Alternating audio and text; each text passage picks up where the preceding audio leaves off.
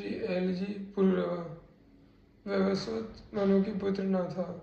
उस समय सर्वसमर्थ भगवान वशिष्ठ जी ने इन्हें संतान प्राप्ति कराने के लिए मित्रा वरुण देव का यज्ञ कराया। मनु पत्नी श्रद्धा, जिसने यज्ञ की दीक्षा ली थी, उसने होता के पास जाकर प्रणाम पूर्वक कन्या के लिए प्रार्थना की। फलतः होता ने आहुति छोड़ते समय आकर्षित हो कन्या का संकल्प करके आहुति छोड़ी। होता के इस व्यतिक्रम से मनु के पुत्र के स्थान पर इला नाम की कन्या पैदा हुई। उसे देखकर मनु जी प्रसन्न नहीं हुए। उन्होंने अपने गुरु वशिष्ठ जी से पूछा कि यह विपरीत फल कैसे हुआ। तो वशिष्ठ जी ने ध्यान करके देखा तो सब बात विदित हो गई। तत्पश्चात राजा समस्त वृत्तांत कहकर वे बोले कि अब हम अपने ब्रह्म तेज से आपकी कामना पूर्ण करेंगे। ऐसा निश्चय करके ब्रह्मर्षि वशिष्ठ जी ने उस इला नाम की कन्या को ही पुरुष बना देने के लिए पुरुषोत्तम भगवान नारायण की स्तुति की। सर्वशक्तिमान भगवान श्री हरि ने संतुष्ट होकर ने मुँह मांगा वर दिया, जिसके प्रभाव से वह कन्या ही सुद्युम्न नामक श्रेष्ठ पुत्र बन गई। एक बार शिकार खेलते महाराज ससंबाज राजा सुद्युम्न सुमेरु पर्वत की तलहटी के एक गिरिजा शंकर विहार वन में पहुंच गए। वहां प्रवेश करते ही शिवजी के पूर्व शापवश कि इस वन में जो आएगा वह स्त्री हो जाएगा, सब स्त्री हो गए। इसलिए वे पुनः इला नाम की कन्या बने हुए अपने अनुचरों के साथ एक वन से दूसरे वन में विचरण लगे। उस समय चंद्रमा पुत्र बुद्ध, जो समीप के एक वन में तपस्या कर रहे थे, स्त्री रूपधारी सुद्युम्न को देखकर मोहित हो गए। इन्होंने भी कामोपम चंद्रकुमार बुद्ध को पति बनाना चाहा। फिर तो दोनों में परस्पर प्रेम हो गया। परिणाम स्वरूप बुद्ध ने उनसे पुरुरवा नामक पुत्र उत्पन्न किया। कुछ काल बाद सुद्युम्न ने श्री सद्गुरु वशिष्ठ जी का स्मरण किया। वे आए और राजकुमार की दशा देखकर उन्हें दया आ गई। उन्होंने सुद्युम्न को पुनः पुरुष बना देने के लिए भगवान शंकर की आराधना की। श्री शिव जी ने अपना शाप और वशिष्ठ जी की विनय दोनों की रक्षा करते हुए यह वर दिया कि यह 1 महीने तक पुरुष एवं 1 महीने तक स्त्री रहेंगे। बुद्ध पुत्र पुरुरवा ही इला के गर्भ से उत्पन्न होने से एल कहे गए।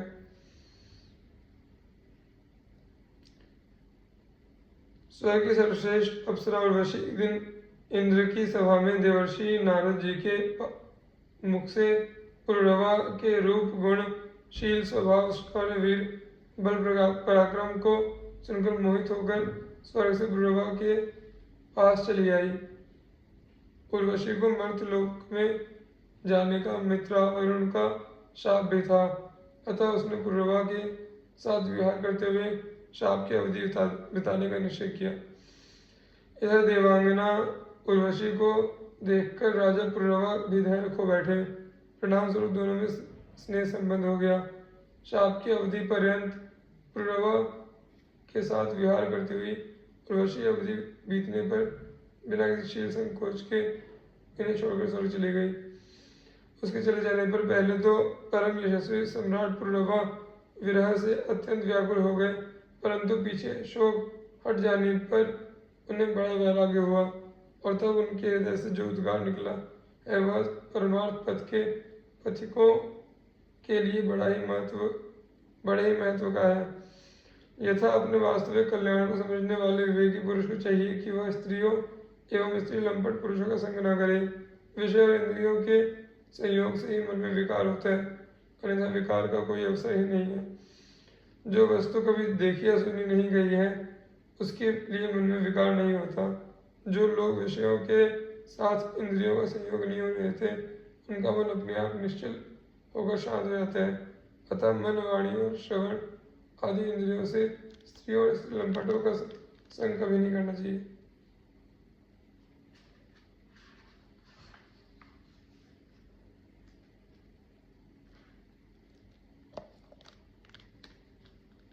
मुझे सांसारिक लोगों की तो बात ही क्या, बड़े बड़े विद्वानों के लिए भी अपनी इंद्रिय और मन विश्वसनीय नहीं है।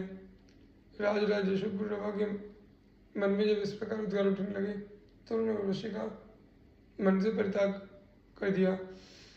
अब ज्ञानोदय होने से उनके मन का मोह जाता रहा और उन्होंने अपने हृदय से ही आत्मस्वरूप श्री कृष्ण का साक्षात्कार कर लिया और भाव में स्थित हो गए।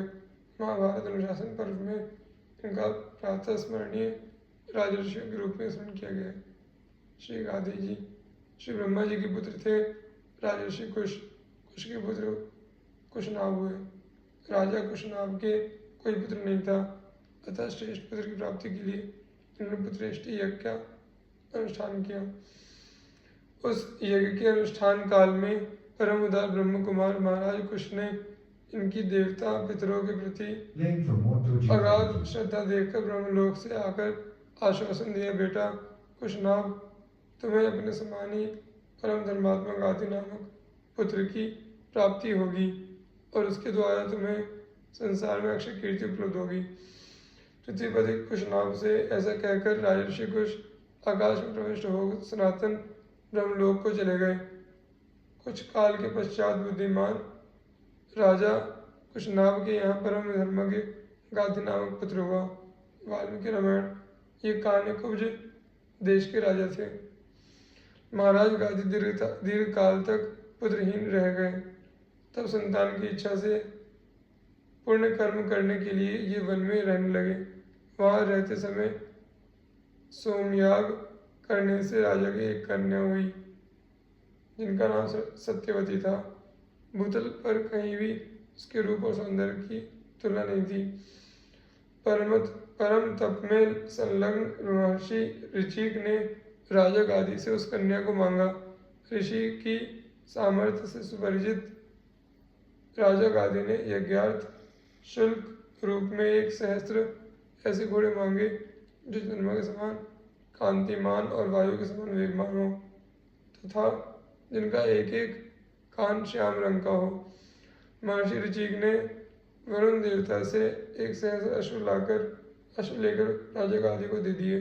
तब राजा गादी ने अपनी कन्या को वस्त्राभूषणों से सुभूषित कर भृगुनंदन ऋचिक को दे दिया। इन्हीं महर्षि ऋचिक की कृपा से राजा गादी के विश्वामित्र जी सरी के पुत्र रत्न हुए। राजा गादी महान योगी और बड़े भारी तपस्वी थे।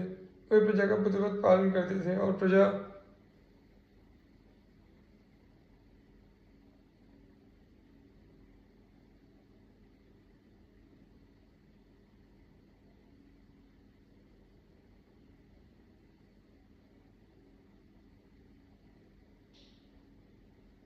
भी साक्षात भगवत रूप समझती थी।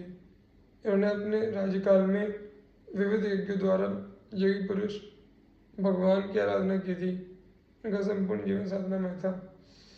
जब इन्होंने अपने पुत्र विश्वामित्र को राज्य पर अभिषिक्त करके शरीर को त्याग देने का विचार किया तब सारी प्रजा इनसे नतमस्तक होकर बोली, प्रभु आप कहीं न जाए, यहीं रहकर हमारी इस जगत के महान भय से रक्षा करते रहे। राजा गादी ने श्री विश्वामित्र के सद्गुणों की प्रशंसा करके प्रजा को आश्वस्त किया और मंगल मुहूर्त में विश्वामित्र जी को राज सिंहासन बैठाकर स्वयं प्राणायाम के द्वारा प्राणों का उत्क्रमण कर भगवत धाम को चले गए।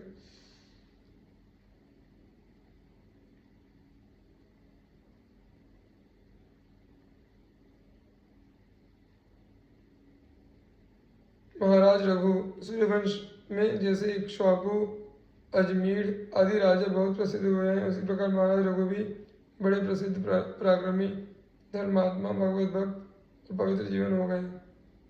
इन्हीं के नाम से रघुवंश प्रसिद्ध हुआ। इसलिए सच्चिदानंद घन परमात्मा भगवान श्री रामचंद्र जी के रघुवर राघव रघुपति रघुवंशी भूषण रघुनाथ आदि नाम हुए।